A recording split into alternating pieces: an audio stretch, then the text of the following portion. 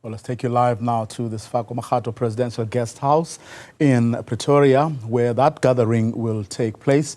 Our reporter Ziyanda Ngcobo joins us live from there. Ziyanda, a very good morning to you. Has anyone arrived just yet? Well, I can tell you, Davi, most of the ministers, if not all of them, are now here at the Sefako Makgatho Guest House. In fact, as we stand outside, we're told that the president is giving an opening, and those who are standing outside the venues, because they're probably late, but they're not able to walk in while the president is giving this address. It's a historic moment. I'm sure the president is setting the tone for the activities of over the next 48 hours. It's the first Cabinet Lekgotla of the government of national unity, Davi, and of course you'll know that there's been a commitment that was made by the president that by the time the opening of Parliament takes place next Thursday evening, there will be some sort of an idea of the policy framework that is going to be undertaken by this GNU, in particular when it comes to the short to medium term framework that they will all be guided by. And it's very important to have this discussion, not only because of the fact that there are various political parties, at least 6 political parties forming part of this GNU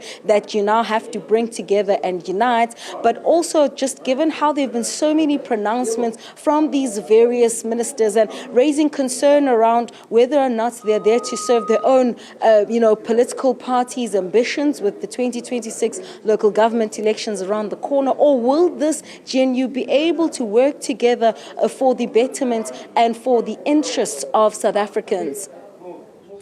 You know, I spoke to the former Director General in the presidency, Dr. Cassius Lubisi, yesterday, just getting a sense of what it takes to actually put together a lekgotla of this nature at the beginning of a term of a government. And among the things he mentioned was the documents that they, as the civil service, actually have to put together, produce, and then give to all the ministers who will be attending.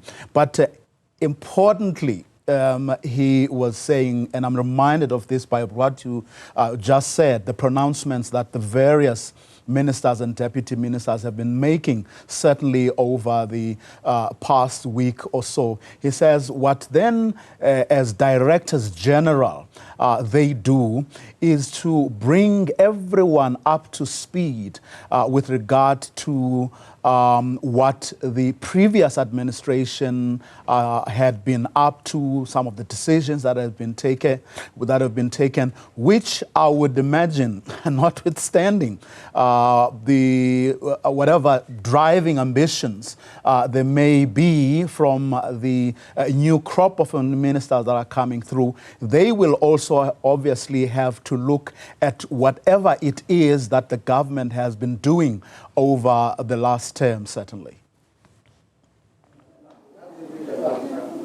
Absolutely. So it's not just a matter of you've got a new DA, IFP or FF plus minister in place and therefore there's a new broom that's going to come in and sweep. So it's been very, I've been watching curiously as certain ministers have been making such big pronouncements and having barely spent time in their departments, given the fact that there are certain programs that will still need to be continued and rolled over. And that's exactly the purpose of this Cabinet Lekgotla. There are 2 critical documents that will probably have to be, at least in the medium term, crafted, and that's the budgets and also those programs of action. So you can't just come in and stop a program halfway. It would have already been allocated for within, a specific fiscal framework. And of course, another key point is that it doesn't matter what the ministers have to do. They also have to still maintain and be in line with our country's constitution. So,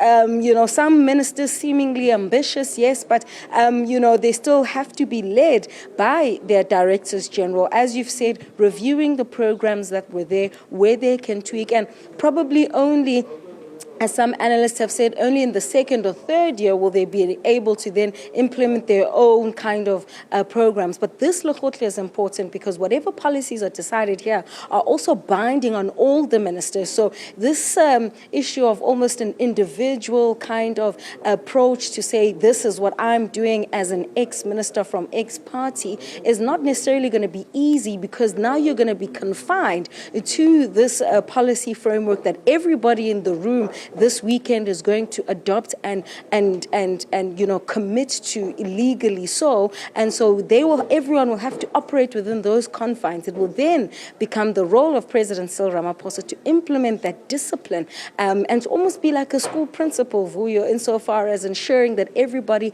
toes the line, because it will no longer be an ex-minister's policy, but it's the Government of National Unity's policy framework. But it would seem, Ziyanda, that an effort has at least been made. I mean, to try and, of course, accommodate everybody. Bantu Olomisa, who I also spoke to yesterday, and there's a clip we played a little earlier, says they have been assured that the directors general and their teams have made an effort of going through the manifestos of the various parties to the Government of National Unity to try and find some consensus, or to make sure that everybody is accommodated, which I think is quite commendable. Look, I think at a basic level, David, there are several things here, right? An analyst like Stephen Friedman has said that in the first instance, we must not think that this Government of National Unity is some kind of kumbaya structure. We must actually acknowledge the differences that these various parties have, but what is going to be key is that they must be able to compromise. And so it sounds like that's exactly what Bantu Olomisa is speaking about. Everybody has to come with the approach of we're going to have to make some concessions here and there. And so being different in ideology is not necessarily something that is likely to paralyze the state, given the fact that DGs are not political animals, so to speak, or they're not political statutes or creatures in a way. They're there to effect the policies of the government in line with our country's constitution. So it's not like they don't have a foundation upon which they're operating from. And if you remember, even in the statement of intent, that all these parties have made a commitment towards upholding the values of our country's constitution. So at a basic level, that is quite clear. What could perhaps be a challenge is how things are implemented. So maybe not necessarily the policy itself, but in the way in which the manner of approach that you take in terms of being able to get the most effective results. We mustn't also, as Stephen Friedman said, as he's argued, that expect that there is going to be a stop to political parties on their own websites citing their various ministers and their successors, that a DA minister has managed to achieve this, an IFP minister has managed, or whichever political party. That is something that cannot be avoided. But as long as, in terms of the ability of the government to function, the ability for things to become professionalized, as we've been promised over the years by President Cyril Ramaphosa, it's not necessarily a bad thing. And there are also other institutions of democracy over the last 2 weeks that have been undertaking training, such as the Public Service Commission. So in terms of what the bureaucracy, what it's like, what are the powers of the executive, how far can you go? And of course, the fact that you can't just come in as a minister and fire everyone, and just because you want to implement your own or place your own people in various departments or certain positions. It doesn't work like that. So I think at that basic level, there is some level of agreement. And again, I suspect then it will only be a matter of, disagreements on how to go about dealing with certain issues. Well, that's correct, actually, Ziyanda, because as many of these ministers have been saying throughout the week, there's generally agreement over priorities like the economy, creating jobs, fighting crime and the like. The big question, of course, is always the how part. When are we expecting you guys to go in there and get a photo opportunity and perhaps maybe get a sense of what is happening or what may happen exactly in that room?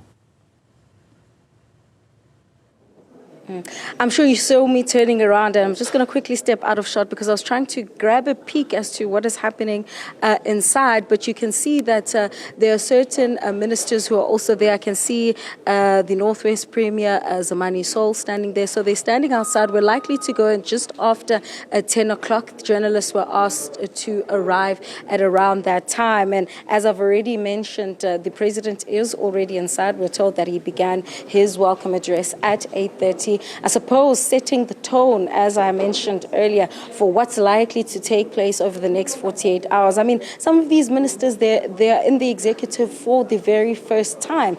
And so I've also seen other premiers. I saw the IFPs, Tami Ntuli. I can see now to my left, Panyaza Lesufi is now making his way into the venue. And so at some stage, we will get a sense of what is happening. You'll see Panyaza Lesufi walking in. And so we know that the president is going to be speaking to them. Good morning, Mr. Lesufi. You're live on Newzroom Afrika. Are you good? You're live on Newzroom Afrika. Are you ready for the Lekgotla? Can I greet your viewers? Hello, good citizens. Are you ready? We have to. We have no choice.